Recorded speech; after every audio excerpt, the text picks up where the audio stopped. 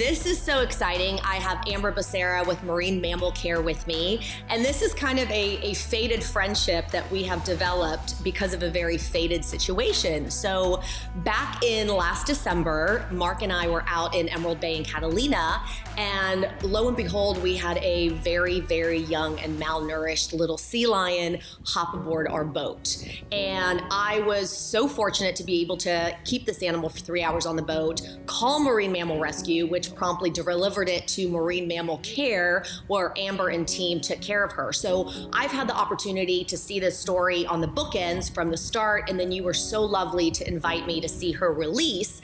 But I think that the most important part of the story and what you guys do in Marine Mammal Care is actually the in-between of how these animals are taken care of when they do come to you. So Amber, tell us a story not only of our little sea lion who we named Emmy, but also what you guys in general do, the process of taking an animal in from admission to its release. Yeah, awesome. It's such a fabulous, happy ending story. When it does come to us, our hospital director and lead veterinarian, Dr. Palmer, will evaluate the animal on intake and determine what its medical needs are. Does it have any wounds? In this case, it's, a pup that's malnourished and emaciated, which is something that we see pretty often. This is typical for that time of year. We start to see the sea lion pups coming in. Emmy was a little bit more on the early side of things. So she was separated pretty young from her mother, which is unfortunate because, again, even though they have sort of an innate ability to hunt, they're not necessarily successful at it, and they can get easily set behind as soon as they start getting dehydrated and malnourished and disoriented. Then of course it becomes harder and more difficult for them to hunt. They're not capable of doing that. So Dr. Palmer has this strategy where she starts out giving them just little bits of fish that she chops up in a little bit of a bowl, and they're used to nursing, so they kind of suckle on the fish and they get some oxytocin that way, some feel-good hormones that helps them, simulate kind of that experience that they would get nursing with their mother. And they're just kind of suckling on those bits of fish, and that's how she starts them out.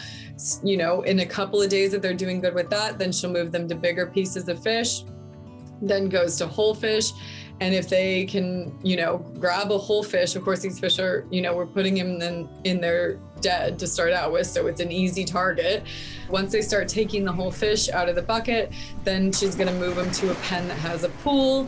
And then we start putting the fish into the pool, and it sort of simulates a hunting type experience. So it's really a sight to see when they go, they came in, they're starving, emaciated, dehydrated, just on the verge of death, quite honestly, as you saw with Emmy, to see them go from that to just barely nibbling on these bits of fish to boom, she's able to get them to be able to capture, live fish moving rapidly in these pools. And that's when she knows that they're ready for a release back into the wild.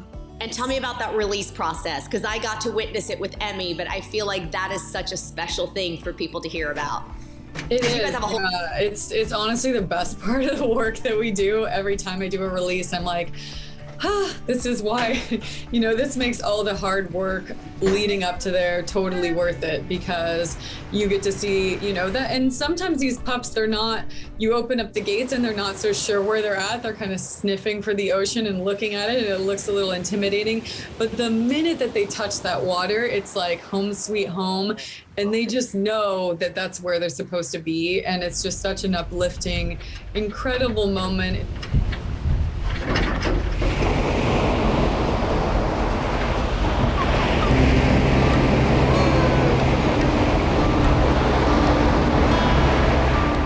We got so lucky, and the story of Emmy, I feel, is very unique and special because I feel so fortunate that she chose us, because in reality she did. I remember we came up from below, and on deck is this tiny little sea lion pup, and I've worked in conservation for 10 plus years, so I knew to call Marine Mammal Rescue, and they said, we'll be there in 3 hours. And I went, okay, well, so now my job is to corral this little animal on the boat for 3 hours. They specifically said, look, we don't want to come out there if she's going to be gone. Don't let her off the boat. So I closed up all the gates, I pulled up the steps, And she actually got off once and then came back on. She was super cute. Really? Wow. She did. So I think So she chose you twice. chose us twice. So I thought, okay, I have this little sea lion and I have a very strong hands-off policy with wildlife. I sit down and here he comes. And I have to tell you, it was one of the hardest things ever to have this adorable sea lion pup in my boat and not, just go full Elvira from Tiny Toons and just.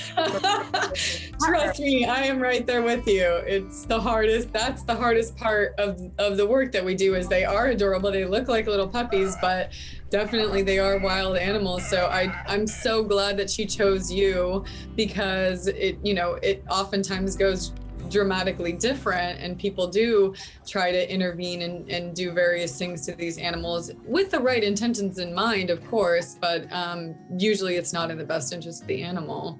Exactly. So that was such a tough thing not to pet her. Although, I won't touch the animal, but I did have to entertain her. So I set out some water for her. We did have fish on the boat because we were spearfishing. And I knew actually that they get their water from their food source. And I was super curious to see before I called Marine Mammal Rescue and wanted them to come all this way out to see if she indeed had been weaned. So we set down a fish, not with the intention to feed her, but to see actually if she would know what to do with it. And she didn't.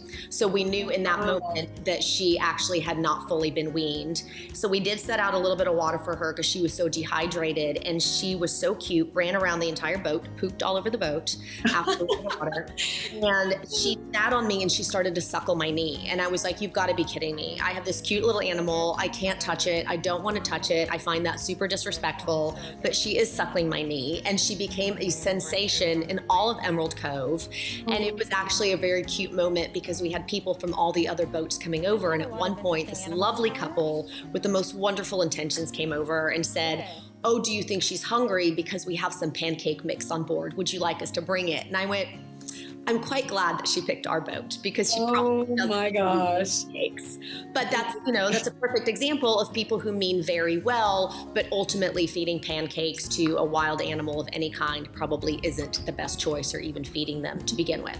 So I think what would be so valuable is if you gave a couple do's and don'ts, because all of us living on the coast in Southern California have the opportunity to possibly encounter an animal like this. The best thing that you can actually do for these animals is to keep your distance. These animals can carry diseases that are contagious to other types of animals like your dogs and also to humans, which I don't think a lot of people know that. And so it's really important to keep your distance, show that animal the respect, and also it will decrease the number of situations that you're going to have where these pups get separated from their mothers because one or the other of them gets startled. So that's another really good reason to stay away. Don't offer them any food, even though they look starving. I promise they've probably been going for months without food. And so, one more day is not going to make a difference or a couple more hours. So the most important thing is to obviously identify their location if you can. If there's a lifeguard nearby, they're a great resource to go get the lifeguard because they'll know exactly how to handle the situation. In LA County, you can call Marine Animal Rescue. The number is 1-800-39-WHALE. And Peter's team at Marine Animal Rescue will come out and evaluate that animal. Usually they're out there within a couple hours. And I mean, he was able to get out to you in Emerald Cove within a few hours, which is just crazy. They are totally working around the clock and they are trained to be able to find ways to get to the animal without scaring it off so that we have the highest likelihood of capturing them and then the highest likelihood it can come into our center for rehabilitation. Well, I certainly feel lucky that Emmy picked us and that I got to meet you and learn about Marine Mammal Care and Marine Mammal Rescue. I am so grateful for that. And I also want to mention that Marine Mammal Care is a nonprofit. So you are donation-based. What can people do if they want to help? We actually totally rely on donations from the public. And a lot of times those come in forms of, $5, $20, $100, all adds up to support the work that we do 24/7, 365. And ways that people can support us are going to our website, www.mmccla.org. You can also make us your Amazon Smile account, Marine Mammal Care Center Los Angeles on there, and then we get a percentage of all your spending on Amazon, which I think is really awesome, especially in the pandemic. Everyone's doing their shopping online. That is terrific information. And thank you to you, and thank you to Marine Mammal Care Center. I think the work you do is absolutely amazing. And I am just overjoyed that I got to meet you the way I did through little Emmy. And hopefully she is out there somewhere right now hunting fish and hanging out.